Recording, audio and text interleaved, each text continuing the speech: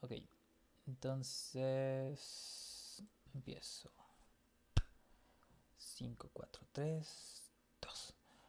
Hola, el día de hoy tenemos un tema relativamente nuevo porque es, por decirlo así, un añadido o una sofisticación a lo que estamos haciendo en el apartado de deducción natural.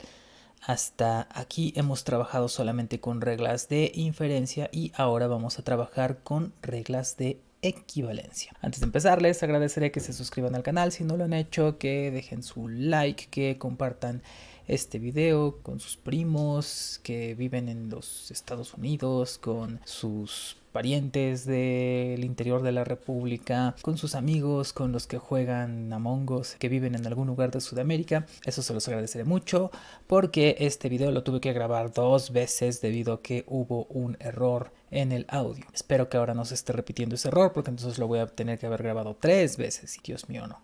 Muchas gracias. Comencemos.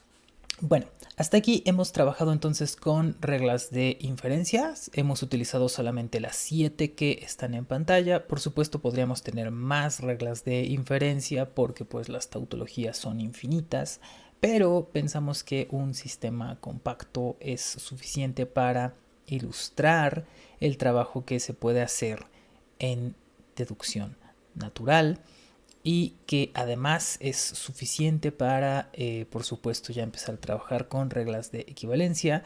A la postre vamos a llegar a el tema de lógica de predicados y contaremos entonces con una visión suficientemente aceptable de lo que es la lógica clásica y estarán en condiciones de estudiar otros tipos de lógicas. Y bueno, con estas reglas, ¿qué cosas hicimos? Pues hicimos ya demostraciones como esta que está aquí. Tenemos 3 premisas y una conclusión. Lo que hemos dicho es, pues si queremos llegar a esa conclusión hay que seguir una estrategia, ¿no? Ahí tenemos a P y vemos que P está en la primera premisa como parte del antecedente de una implicación. Es un coyunto en una conjunción que está negada. Eso nos hace sospechar que, pues para que esa conjunción se pueda simplificar, necesitamos que haya un modus tollens o algo así, para deshacernos de esa negación que está ahí. Está ahí marcada esa negación que va a estar estorbando y ahorita vamos a ver qué consecuencias tiene. Y bueno, para poder resolver ese embrollo, lo que necesitaríamos sería el discordante del consecuente que está ahí en la premisa 1. El discordante del consecuente sería no Q, y pues el único otro lado donde vemos a Q es como antecedente en la premisa 2, lo que significa que si tuviésemos el discordante de la negación de R con S, pues tendríamos por modus tollens no Q y podríamos hacer lo que queríamos hacer. Y el hecho es que en la premisa 3 tenemos a R, lo cual significa que de hecho sí podemos tener el discordante del consecuente de la premisa 2, es decir, podemos tener R o S. ¿Cómo? Pues sencillamente por la regla de adición. Si les queda duda de por qué esto es legítimo, por favor vayan a el video, está la descripción en el enlace, está seguramente apareciendo por aquí también en pantalla y pues deben tener muy claro que esta regla de adición no es magia, no es brujería, no es alquimia, es también una regla de inferencia válida, es una verdad lógica, tautológica, es legítimo, es deductivo. Y bueno, entonces ya tenemos R o S y entonces, ¿para qué queremos eso? Ah, pues porque es discordante con esa negación de R o S, es decir, tenemos el discordante del consecuente en esa implicación de la premisa 2 y pues por lo tanto se deduce la negación del antecedente que es no Q por modus tollens de 4 y 2.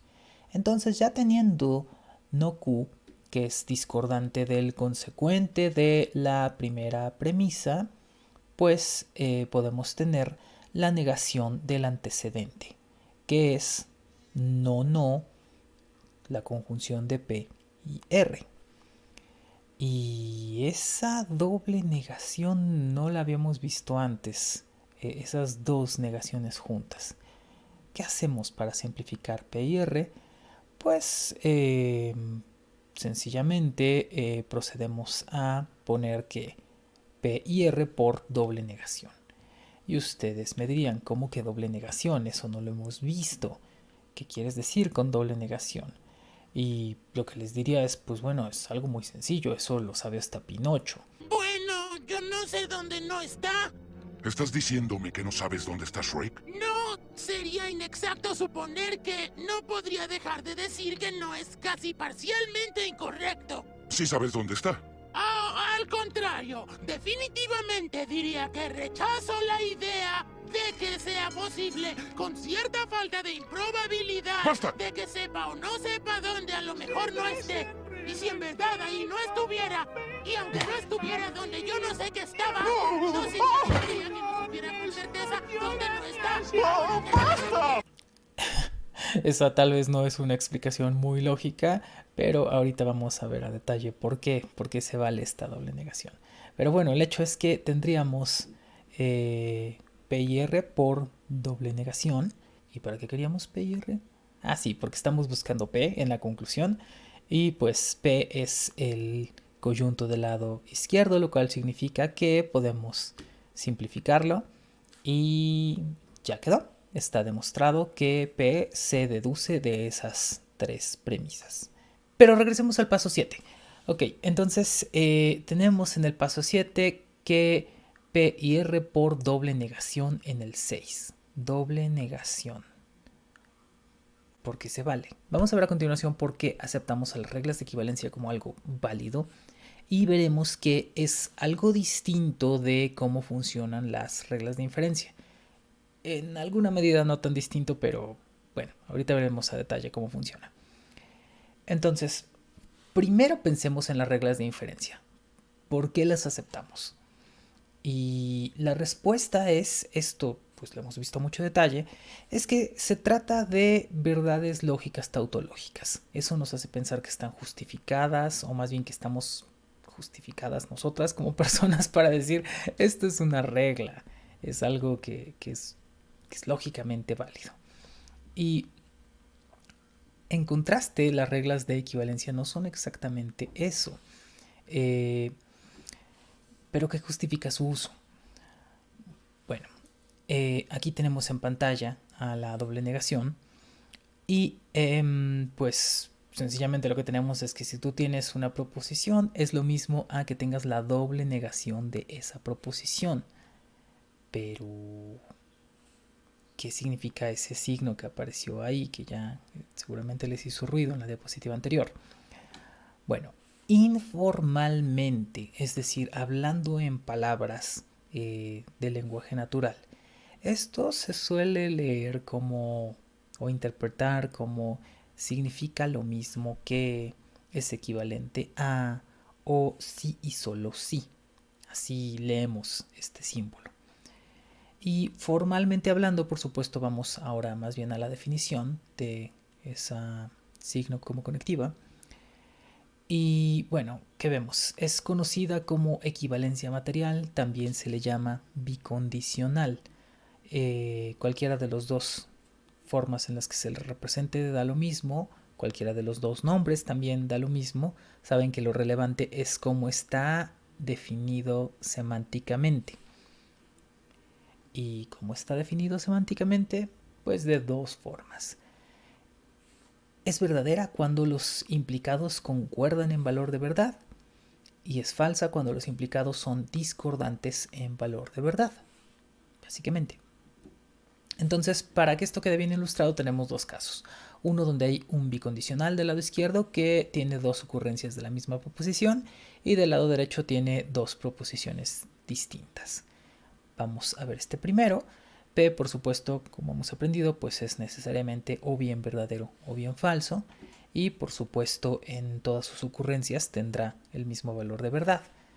Según lo que hemos aprendido, de acuerdo con como leímos la definición del bicondicional, va a ser verdadero cuando los implicados concuerden en valor de verdad. Eso es exactamente lo que sucede en el primer renglón.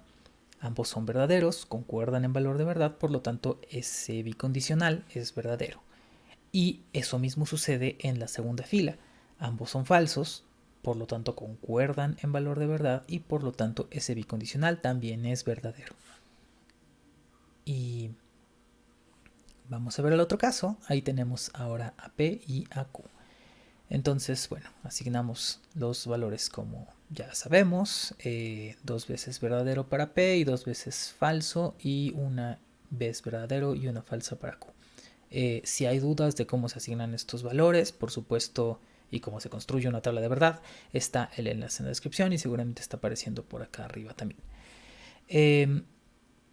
Y bueno, tengamos en mente ahora cómo funciona la definición del bicondicional viendo caso por caso. Nos fijamos primero en la primera fila donde son ambos verdaderos, y pues en este caso se cumple la primera definición. Es verdad, los implicados concuerdan en valor de verdad, son los dos verdaderos, por lo tanto la bicondicional es verdadera. En la segunda fila lo que tenemos es que son discordantes los implicados, el primero es verdadero y el segundo es falso, por lo tanto el bicondicional es falso. En el tercer caso tenemos que es falso P y verdadero Q, es decir, son discordantes, por lo tanto el bicondicional es falso. Y en el último caso tenemos que ambos son falsos, es decir, concuerdan en valor de verdad, por lo tanto el bicondicional es verdadero. Y ya está. Tenemos que esa es la asignación de valores para el bicondicional o la equivalencia material. Ahora bien, lo que estamos diciendo es P es lo mismo o significa lo mismo o equivale a no P, pero vamos a ver a detalle por qué. En este caso, bueno, tenemos una misma proposición, sabemos que P es o bien verdadera o bien falsa, por supuesto en todas sus ocurrencias va a tener los mismos valores, y por definición de la negación lo que tenemos es que si P es verdadera, pues su negación es falsa, y si P es falsa, pues su negación es verdadera. Y por definición de la negación también, lo que tenemos es que si esa negación era falsa, pues la nueva negación va a ser verdadera, y si la negación era verdadera, pues ahora va a ser falsa. Y sucede que tiene el mismo valor que P. Entonces, pues esa es la prueba semántica, digámoslo así. P es lo mismo que no P. Y desde luego, ese bicondicional que está ahí en medio de los dos también va a ser siempre verdadero. ¿Por qué? Porque, por definición del bicondicional, dado que los dos son verdaderos, son concordantes, el bicondicional es verdadero, y en el segundo caso son los dos falsos, eso es que son concordantes, por lo tanto ese bicondicional también es verdadero. Y de aquí podemos tomar algunas conclusiones generales. Por ejemplo, que la afirmación de algo equivale a su doble negación, y que la negación de algo equivale a su triple negación. Y eso lo que nos hace pensar es que un número par de negaciones en general equivale a una afirmación, y un número non de negaciones equivale a una negación. Y bueno, se preguntarían ustedes, ¿por qué tanto detalle en explicar esto? Hay al menos dos razones. La primera es que entender bien por qué aceptamos la doble negación facilita entender por qué aceptamos las otras reglas de equivalencia. Es decir, si nos quedáramos solo con la idea de pues eso tiene sentido, en realidad no habríamos explorado lógicamente tan a detalle por qué aceptamos esto. Y eso es lo que tenemos que hacer en este curso y en esta materia. Y en segundo lugar, porque nos habla sobre cómo funciona la normatividad. Entender por qué una regla, cualquiera, es de tal o cual forma es entender por qué pensamos que está justificada o no. Digamos, las normas sanitarias por el tema del coronavirus, este asunto de lavarnos las manos y guardar la distancia, tenemos ciertas informaciones a partir de las cuales pensamos que está justificado o que no está justificado. Lo mismo sucede con las leyes y lo mismo sucede con cualquier otro acuerdo. Entonces, en este caso tenemos que tener una comprensión completa de por qué pensamos que estas reglas son válidas. Y creo que es el mismo escrutinio al que deberíamos someter cualquier otra regla. Bien, entonces tenemos ya nuestra regla de doble negación. Ya sabemos que podemos utilizarla indiscriminadamente. Y vamos a ver otra regla que es bastante intuitiva, pero que sí se puede prestar a ciertos equívocos, que es la de conmutación.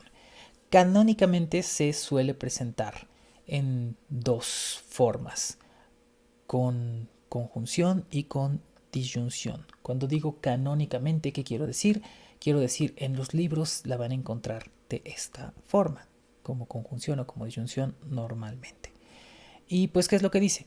Que si tú tienes una conjunción del tipo P y R, como está en pantalla, pues es lo mismo a que tengas una conjunción de R y P. Es decir, da lo mismo si está uno o el otro a la derecha o a la izquierda, por una parte. Y por otra, que lo mismo sucede con la disyunción, que si tú tienes R o P, da lo mismo a que pongas P o R. Y la pregunta es, ¿por qué? Bueno, pues por lo siguiente. Entonces rápidamente vemos cómo se asignan los valores de verdad. 2 veces verdadero para P y 2 veces falso. Y P va a tener, por supuesto, los mismos valores en las dos ocurrencias, en la de la derecha y en la de la izquierda. Y lo mismo va a suceder con R. Tiene primero uno verdadero y uno falso, y así en las demás filas. Y en la otra ocurrencia tienen los mismos valores. Y bueno, según esta asignación de valores, lo que vemos es que solo la última fila es falsa. ¿Por qué? Por la definición de la disyunción. ¿Qué es lo que dice esa definición? Que la disyunción solo es falsa cuando ambos disyuntos son falsos. Entonces, en las primeras tres filas lo que vemos es que al menos uno de los disyuntos es verdadero, por lo tanto es verdadero en los tres casos, y solamente en el último, donde los dos son falsos, pues es falso. Lo que vemos es tanto a la derecha como a la izquierda los mismos valores de verdad, es decir, esas expresiones son equivalentes. Y además, esto implica que ese bicondicional que está en medio de las dos disyunciones pues sea siempre verdadero. ¿Por qué? Porque siempre va a concordar el valor de verdad de lo que está a la derecha con el de lo que está a la izquierda. Vemos que eso se cumple. Y bueno, en el otro caso, en el de la conjunción, va a pasar algo muy semejante, desde luego. En este caso es P y R, es lo mismo que o equivale a R y P. Vemos la asignación de valores de verdad. Ahora hay 2 veces verdadero para P y 2 veces falso. Y por supuesto tiene los mismos valores en la ocurrencia del lado derecho. Y eso mismo sucederá también con R. Si seguimos entonces la definición de la conjunción que dice que las conjunciones solo son verdaderas cuando ambos coyuntos son verdaderos, pues lo que vemos es que solo en la fila primera vas a tener verdadero como valor de verdad. Y eso sucede tanto a la derecha como a la izquierda. En el resto de los casos, como al menos uno de los coyuntos es falso, pues la conjunción es falsa. Entonces, pues ahí está demostrado, bueno, ostensiblemente, que los valores de verdad de esas dos conjunciones pues son equivalentes, son lo mismo. Y además la bicondicional que está ahí en medio pues necesariamente es siempre verdadera. ¿Por qué? Porque hay concordancia en el valor de verdad de lo que está a la derecha con el de lo que está a la izquierda en todos los casos. Y listo. Entonces queda así demostrado que la conmutación es algo que podemos tomar como bueno, justificado, y conmutar cosas para las conjunciones y para las disyunciones. Queda lo mismo cuál es el coyunto o el disyunto de la derecha o el de la izquierda.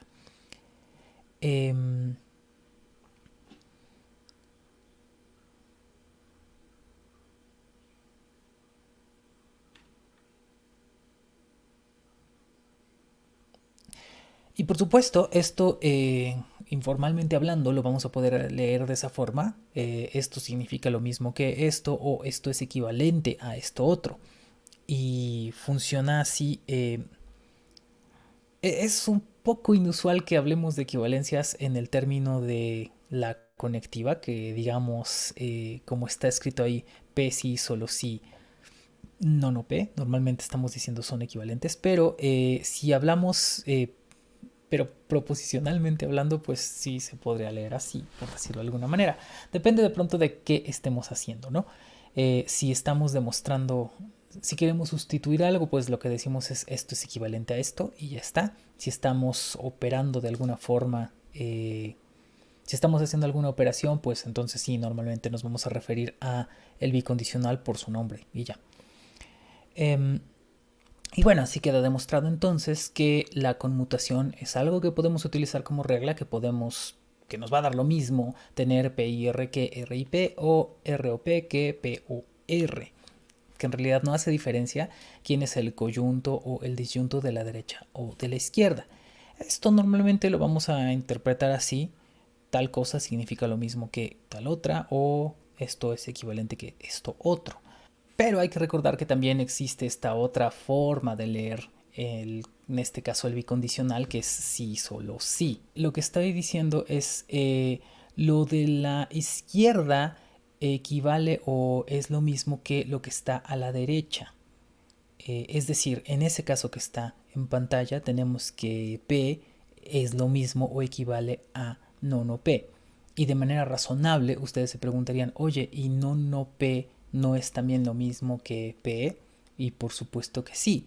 Entonces la pregunta sería si el bicondicional también es conmutable. Es decir, si R sí solo si P es lo mismo que P sí solo si R. Y la respuesta es que sí. Vamos a ver por qué. Tenemos ahí asignados los valores de verdad: 2 veces verdadero para R y 2 veces falso. Y por supuesto en la ocurrencia del lado derecho va a tener los mismos valores asignados. P es una vez verdadero y una vez falso en todos los casos, ¿no? Y bueno, según lo que aprendimos por la definición del bicondicional, dado que son concordantes los valores, en este caso son los dos verdaderos, pues ese bicondicional es verdadero. En el segundo, dado que el primero es verdadero y el segundo falso, pues el valor del bicondicional es falso. En el tercero sucede lo mismo, son discordantes, así que también es falso. Y en el último, que los dos son falsos, son concordantes, por lo tanto es verdadero. Vemos entonces que tanto el condicional de la izquierda como el de la derecha tienen la misma asignación de valores de verdad. Y por supuesto, dado que hay concordancia en todos los renglones, ese bicondicional que está en medio de los dos va a ser siempre verdadero. De manera que ha quedado demostrado que existe una propiedad conmutativa también en el caso del bicondicional. Así que podemos integrarlo también como parte de nuestras reglas, ¿no? Hay conmutación para la conjunción, para la disyunción y para el bicondicional. Y por supuesto esto implica que P equivale a no P y que no P equivale a P. Da lo mismo quién está a la derecha y quién está a la izquierda. Son conmutables. Y esto mismo de hecho va a suceder con todas las reglas de equivalencia, porque dado que están basadas en el bicondicional como conectiva principal, son, por decirlo así, de ida y de vuelta. Esto se verá cuando veamos más reglas, ¿no? Y alguien se preguntaría de manera natural, ¿y qué hay del condicional y de la negación? ¿Esos también son conmutables? No, por supuesto que no. Nunca está prohibido conmutar implicaciones. Pero bueno, vamos a ver por qué. Primero, bueno, asignamos los valores de verdad. Ahí están para P y para R. P es 2 veces verdadero y 2 veces falso. Y por supuesto, en la otra ocurrencia tiene que tener los mismos valores: 2 veces verdadero y 2 veces falso. R tiene uno verdadero y uno falso, y por supuesto en su otra ocurrencia también será una vez verdadero y una vez falso. Esto que resulta para los condicionales. El primero, la primera fila es verdadera porque el antecedente es verdadero y el consecuente es verdadero. El segundo caso es el que es falso, el antecedente es verdadero y el consecuente es falso, y el resto de los casos son verdaderos. Porque si el antecedente es falso, es imposible que se dé la condición de que el condicional sea falso. En el caso de la derecha, lo que tenemos es que el antecedente es verdadero y el consecuente es verdadero, pues ahí es verdadero. El antecedente es falso y el consecuente es verdadero, eso también es verdadero. Y aquí tenemos el caso de falsedad del condicional: antecedente verdadero y consecuente falso. Eso resulta en un condicional falso. El último caso con antecedente falso pues es verdadero. Y lo que observamos es que no tienen el mismo valor de verdad. P implica R no tiene el mismo valor de verdad que R implica P. Es decir, hay discordancia en esas filas, en la 2 y en la 3. Entonces, pues ya quedó demostrado que no son lo mismo porque no tienen el mismo valor de verdad. Pero además, ese bicondicional que está en medio de los dos, tendríamos en este caso que sería verdadero. En los dos casos de en medio sería falso porque hay discordancia. Y en el último caso es verdadero porque hay concordancia. Entonces, pues bueno, si quieren son esas tal vez las dos pruebas de que eso no es equivalente. La primera y la más importante pues tienen distintos valores de verdad. La segunda es ese bicondicional que está en medio de los dos no es siempre verdadero, entonces no puedes utilizar una por la otra. Así de sencillo. De modo que no es lo mismo, no son equivalentes, no lo hagan. ¿Y qué hay de no P y P no? ¿Qué pasa si muevo esa negación a la derecha de la P? Bueno, aquí lo que hay es un error sintáctico, por decirlo así. La negación no funciona así. Para tener sentido se escribe a la izquierda de lo que está negando. ¿Por qué? Pues porque así es nuestro lenguaje, el de la lógica proposicional, ¿no? Entonces, lo que hemos aprendido es, hay una negación y a su derecha va algo, ahí donde está señalando esa flechita. En cambio, no puede haber algo y luego estar la negación. Eso no va ahí. She doesn't even go here. Es decir, esa P negación no tiene sentido, de modo que pues no es admisible la conmutación en el caso de la negación. Y pues ya está. Tenemos entonces dos nuevas reglas, la doble negación y la conmutación, con tres casos: para conjunción, para disyunción y para bicondicional. Vamos a verlos en acción. Tenemos ahora un argumento, pero en esta ocasión no vamos a hacer estrategia, vamos a aventarnos a ver qué sucede. Tenemos que en la premisa 2 hay una implicación cuyo consecuente es la negación de una implicación donde el antecedente es R y el consecuente es S, y es discordante con la premisa 3, que es R implica S.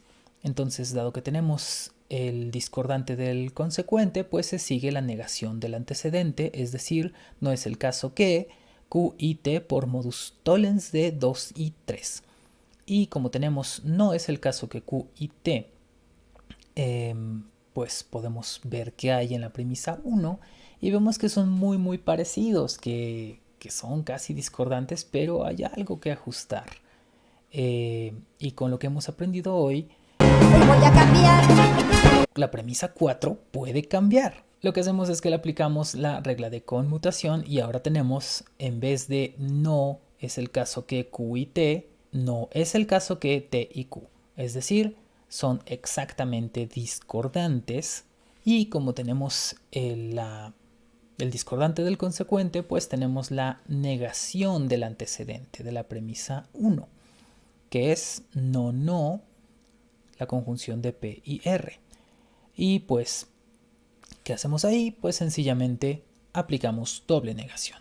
Qué trucazo, ¿no? Y ya está. Simplificamos esa conjunción que está en el paso 7 y tenemos entonces la conclusión que es R.